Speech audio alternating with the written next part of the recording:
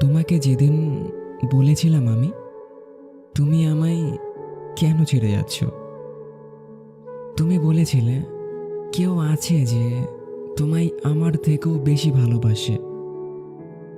আমি বলেছিলাম তোমার যদি মনে হয় সে তোমায় আমার থেকেও বেশি ভালোবাসে, তাহলে তুমি তার কাছে যেতে পারো। সেদিন ওই কথাগুলো বলেছিলাম শুধুমাত্র তোমার ভালোর জন্য। কিন্তু তুমি এখন এতটাই ভালো আছো যে আমি সেটা মানতে পারছি না। আচ্ছা, মানতে পারাটা কি স্বাভাবিক, নাকি মানতে না পারাটা স্বাভাবিক?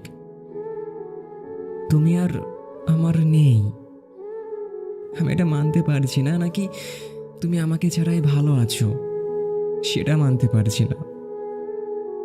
আমি জানি না।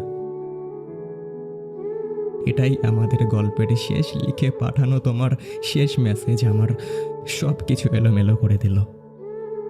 আমি হারিয়ে ফেললাম তোমাকে। মনে হলো 2 বেলা 2 মুঠো ভাত খেয়ে এক রুমের এক ঘরে জীবন কাটিয়ে দেয়া এই কষ্টের কাছে কিছুই না। কিন্তু না, আমি তোমাকে প্রচণ্ড মিস করি। আমি চাই তুমি ভালো থাকো, কিন্তু পরক্ষণেই আবার মনে হয় না, আমাকে ছাড়া তুমি ভালো থাকতে পারবে না, কখনোই না। তোমার ওপর আমার এক আকাশ অভিমান।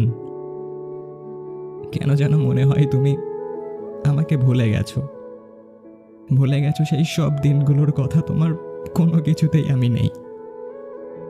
তুমি অনেক কষ্ট দিয়েছো আমায়, অনেক। তুমি কি শুনতে পাও? শুনতে যদি পাও তাহলে শেষ একটা প্রশ্ন। আচ্ছা, আমার কথা কি তোমার একটুও মনে পড়ে না?